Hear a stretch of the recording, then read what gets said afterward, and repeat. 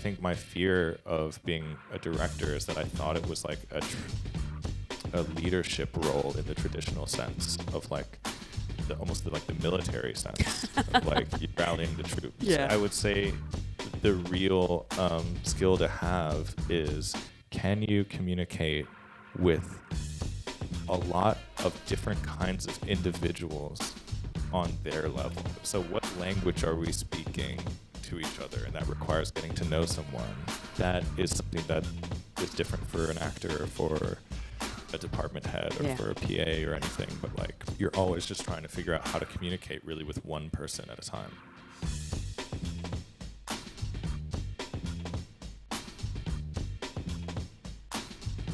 Whenever I have people as accomplished as you, I mentioned, you're a very accomplished writer, producer. What do you consider your first job in this industry? Did you start out like as a PA on sets or a runner? The first real job I got was for a show called Dave on FX. So I was the only person in my 20s in that room, which was my main advantage to a show about being in your 20s, and everyone else was like, a very accomplished like sitcom or comedy sort of traditional writer, and I really soaked that up. Did you start out right in the writing room on that one? Yeah. Oh wow, that's so cool! What a great first show. Yeah. No, it was really lucky for me because it was kind of a world that I'd been steeped in, which is the music industry, and it was, in a way, the most traditional writer's room I've been in since then. Really? So having people that were like, came from Seinfeld was like, it was like, this is how you structure a season. This is how you break an episode, and just getting to see that was so helpful. So they taught you that, and you taught them how the youth talk. I was a part of that. Yeah. Yeah, you were the youth expert. Yeah. Or I would just like, I would be like, that is probably not right. Right. People don't say, "How do you do, fellow kids?" Yeah. No, that would be directed at me, I think, typically. No, you've had a really fascinating career because you were also a journalist, and you're a TV writer. You wrote arguably the greatest half hour of television in recent years, the Forks episode of The Bear, which is just astounding. But I'm curious, for Lurkers, your feature film, what was sort of the initial spark or inspiration that became this script?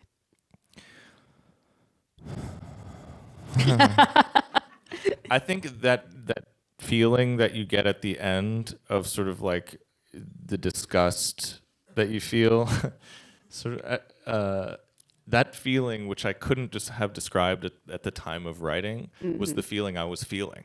And I wanted to explore that and articulate it. But the only way I could do that was sort of in the form of a screenplay. And I didn't know how sort of accurately, ultimately, I would depict that feeling, and how often people would react in the exact way that I was hoping. Really? I guess. And I guess it's not often that people go out of their way to try and make other people feel nauseous. But I really went out of my way, and I think it's because there's some kind of I don't know. There's some community I've found in it. It was also like peak COVID when I wrote it, so it was sort of just like my like sourdough, like like what can I like turn this into something? And I think because I wasn't so distracted by life, like I was just able to finish this sort of very at the time was like a low stakes writing exercise. Wow. And it ended up being, the screenplay ended up being instrumental in like getting a lot of these jobs that you're talking about later. Oh, really? Okay. And because I wrote it in 2020, and most of the TV work I've done has been on shows that were created after that. So then it wasn't until last year that we were able to shoot this thing. It's so interesting because yes, it does make you feel uneasy and nauseous. But am I twisted in that there's a part of me that's like, I'm kind of proud of the guy? I think Like, that's what makes you feel nauseous. it's like the win for everyone. Yes, yes. And we were just talking about that before we walked Yeah. up here. Is like, what frustrates people so much about this movie is like, why doesn't the comeuppance happen? Why doesn't like That's this what I guy love. actually get defeated? And why does everyone sort of get exactly what they were hoping for at the beginning of the movie? And that's the point. Yeah. Uh, Well, it's so also real. It's yeah, just it's there's sometimes I don't like endings because they're depressing or something, and I'm like, but it would be dishonest to end it any other way. yeah, and it's sort of this weird. It's it's uh it's an optimistic, Yeah. depressing feeling. But yeah, what was the question? It's inspired me to go out and stalk some people that I need to. Well, yeah, I think it speaks to the stalker in everyone. I think it speaks to like when you meet someone nowadays for the first time, like people still say like nice to meet you, when in reality you've seen like 20 pictures of them. Mm, And almost our language hasn't caught up to the kinds of like social maneuvering that is actually quite commonplace mm-hmm. and maybe normalized. Mm-hmm. For a lot part of this movie, I was like, I don't think he's done anything wrong. Then he pushed someone off a ladder, but Was that your line? You're it like, wasn't my something up line. about this guy. I personally didn't have a problem with it. That guy was annoying. Oh, really? That's the He knew line. what he was doing. Yeah. But I think I heard. Correct me if I'm wrong, but like you originally weren't intending on directing this. No, how could I have imagined that? Like, it was literally just the ceiling for my ambitions were so much lower than that. My dream life was being on the staff of a TV show, and to get the chance to direct was just not in my. I think it would have been crazy to think that, because I didn't know anyone who had directed anything, and I didn't know what it was to do so. Mm-hmm. So I don't know. It wasn't exactly like other people were dying to direct it. so, so I think if someone reached out and was like, I need to direct this, then I probably would have given up the script to them, because I just wanted it to be anything. So Yeah. how did it happen? Did someone suggest it or? Yeah. My producers at the time suggested it, and I was like, are you sure? Yeah. I don't know how to do that. And they were just like, we'll surround you with people who do actually know what they're doing, and then it'll look like you also know what you're doing. And turns out that's actually true. Yeah. You really, you really just have to get a bunch of people who are very good at their job, but you also have to be good at knowing if someone else knows what they're talking about. Mm-hmm. So you don't have to know what they're talking about. You just have to know. You just have to sense like if they do. Yes. And that's the same thing for casting, right? You're evaluating believability, right? So if you're looking at 1,000 tapes, then your you know calibration for who's lying and who isn't becomes very, very attuned.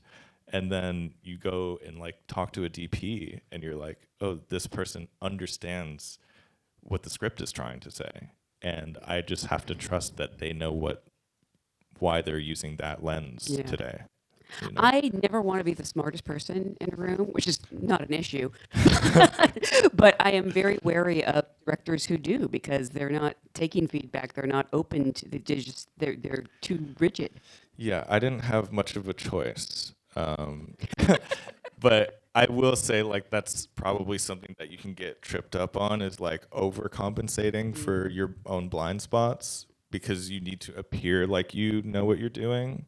But I think I was very upfront with everyone. Like, I understand what every scene is about, and I understand what the line means, and I can tell you where we are in the story and why this scene has to exist, and I can make a case for like why this line exists. And then if we have to sacrifice something, I'll know what is worth more than something else. And I'll be able to tell when I'm watching the monitor if that's what the movie is or not. But that was all I had, basically. It's like I could look at the monitor and be like, yep. Or if it's super far off, like that's almost more helpful than being in the middle, because then you Yeah. can be like, okay, what's the opposite of that, you know? But that's directing. Turns out that's what directing is, yeah. Yeah. But yeah, I mean, the only advantage I had was having the script. Yeah. And if I hadn't had that, I would have had no barometer for, is this the tone of the movie or not? And like, you're sort of a tonal rudder for the whole thing. It's just like, is this, how aware are the characters of what's going on in the scene, right? How aware of each other are they? How aware is the movie of like what joke it's making right now, right? How aware is the audience of what's going on in the scene at any given moment? I think if you are paying attention to those things, then it will feel like a consistent thread. I mean, this movie kind of lives or dies on tone, though, because I think Totally. we've seen, movies before, and it's not just about this, but we've seen movies that feature stalkers or toxic relationships. Yeah. But this one is so authentic, and the characters are really complexly drawn. They're very human. Were there certain traps or cliches you sort of knew from the start you wanted to avoid in the story? There were certain moments where I know what the genre is that it's playing into, and there are certain expectations of certain moments, right? Like the one I always talk about is "Let's Wrestle," in that the expectation there of like a straight up thriller or like whatever is like it finally gets violent there, or like it finally gets sexual there. And this is the movie that would surprise you in the Let's Wrestle of it all. And that is like a third thing that you weren't necessarily expecting, but you were expecting something to come to a head there. Right. And that's just what this movie would do in that moment. Or the other one is like when we're seeing Matthew through the windshield of the bus right after like they beat his ass, and then he's like, you changed my life or whatever. Like that's kind of where like the big villainous monologue would happen. And it's like we get like 1 second of that, but like Yeah. Oliver turns around and it's like, wait, I don't have to listen to this. Yeah. And like it's mostly in like those little moments that we could try to subvert or try to surprise what it is. And in the ending itself, I think that was sort of the idea, is that we know what's sort of supposed to happen right here, and it might just be a little bit different. And I think it's rare that like I just also thought it was funny. Yeah. Like I think it's a comedy mostly, and I don't know if people were laughing in here. Oh but yeah, no, it's it's legit funny. I Yeah. do find that like because I pay attention to everything, obviously, but I find that like people who watch it alone like are just like straight up uncomfortable the whole time. And then people who are like in audiences, they're like, oh, okay, it's okay Yeah. to laugh here. Yeah. Like this is supposed to be funny here, where Matthew's like texting like super like trivial things in the car, but like the music is over the top. It's like meant to Yeah. elicit something that is funny. Someone in my Or like school, Sweet Boy. It's so funny. I remember someone in my screening when he says, I'm the only person who's honest with you, and you need me. Someone was like, yeah, and I Wait, was what like, screening was it? When was that? oh, that was when it first came out. Oh, Yeah, like wow. one of the very early screenings, and I was like, because he's kind of right. Yeah, he is Yeah. kind of right. I love that because like I want this to exist in the genre of like those types of movies where people got the like wrong idea from it. Yeah. Like Wall Street, where it's like I'm Gordon Gekko, like just Yes. straight up. That's so funny. Someone called The Wolf of Wall Street the movie your college roommate loved for all the wrong reasons. Yeah. Yeah. Yeah. But like those movies I love because like you Yeah. have these tiers of understanding. Right. People love it for different reasons, and Yeah. Yeah, I saw this guy in the sauna had Patrick Bateman tatted on his chest. I was like, why do you have that?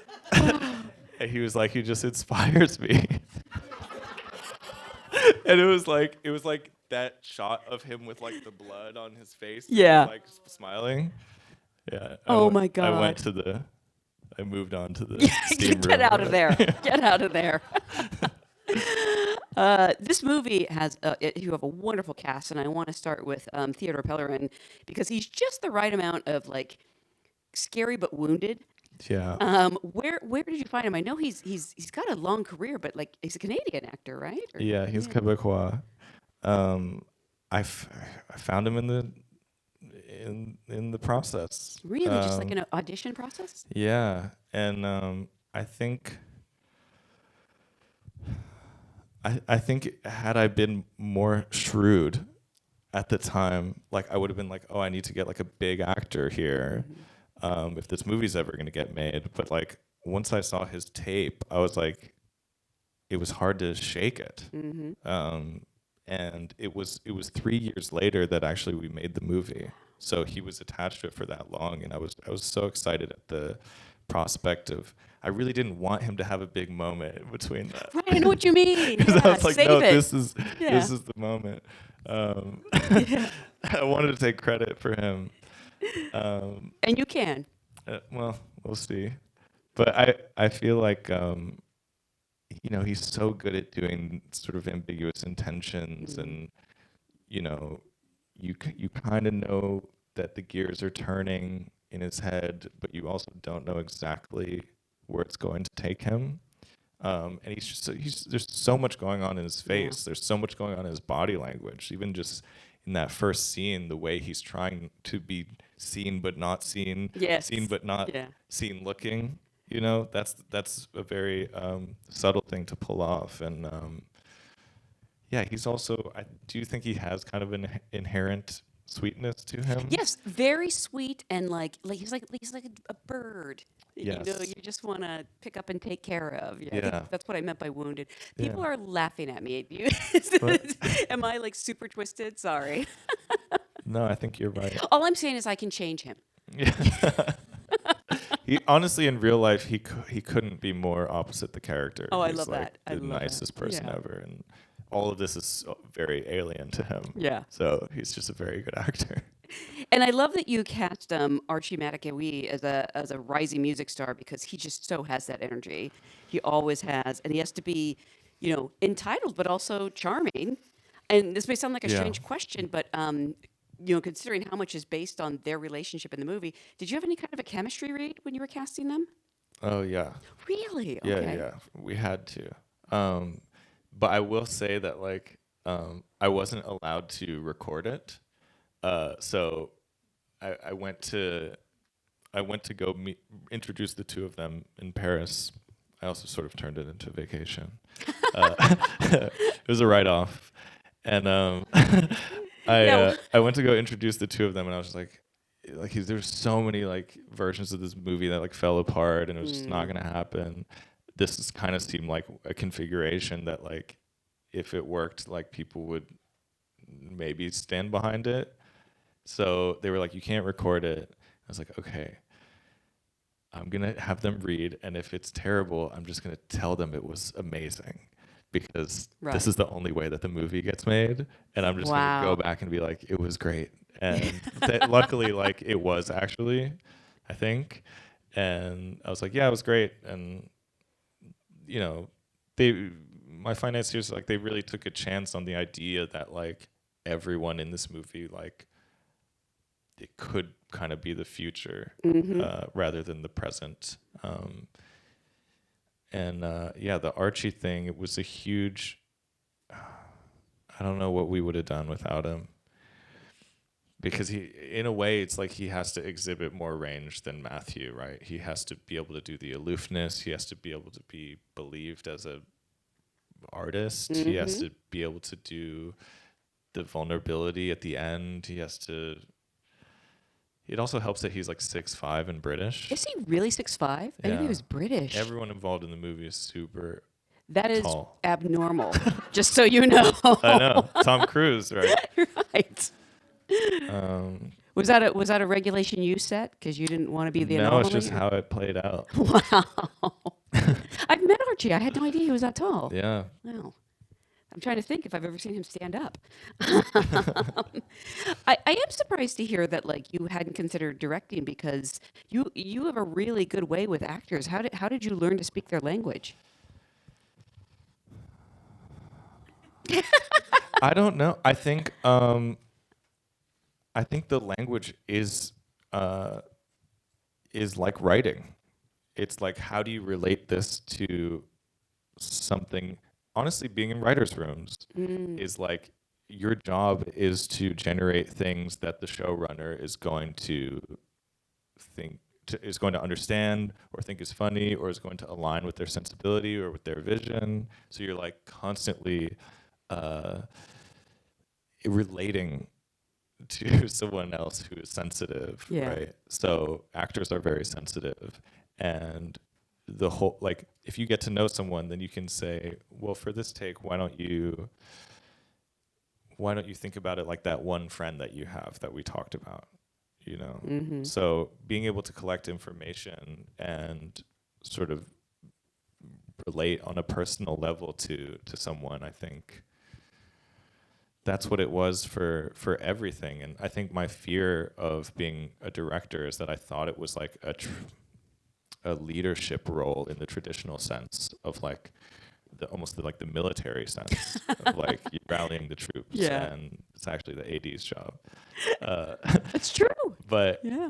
I would say the real skill to have is, can you communicate with a lot of different kinds of individuals on their level, right? So what language are we speaking to each other? And that requires getting to know someone.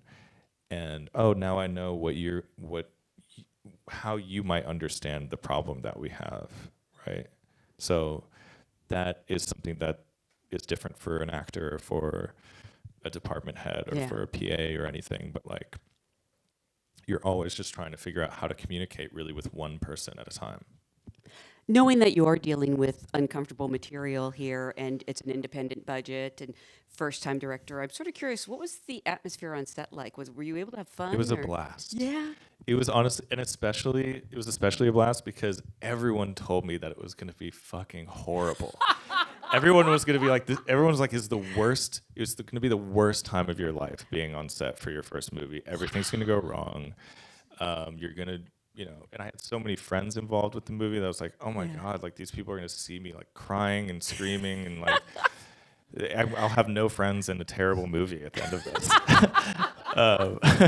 And it was more like I said, like I hired a bunch of people who knew what they were doing. Yeah. So all I had to do really was like tweak stuff. Yeah. It's like, like when you have actors like this, like the first take will work. And then it's a matter of doing variations and trying to have fun. And honestly, these scenes where it's not hyper like spectacle or like, over the top visually, they're really scenes with actors having like going at each other. Yeah, And it's yeah. about prioritizing the tension between them. Those are really fun to shoot. Yeah. And at the end of like every scene, I would call cut and everyone would start laughing. Like especially in those more intense scenes. Yeah. We also like didn't have time to overthink stuff. We would do a handful of takes and like it was time to move on. Like Right. I didn't have playback. Like that was it. Feel good about it. Let's go. Are you going to direct again? If they'll let me. If they'll let you, come on. Yeah. No, I would love to. I don't think I could direct someone else's material. Sure. Because then all of sort of the advantages I had go out the window. But hopefully I can write.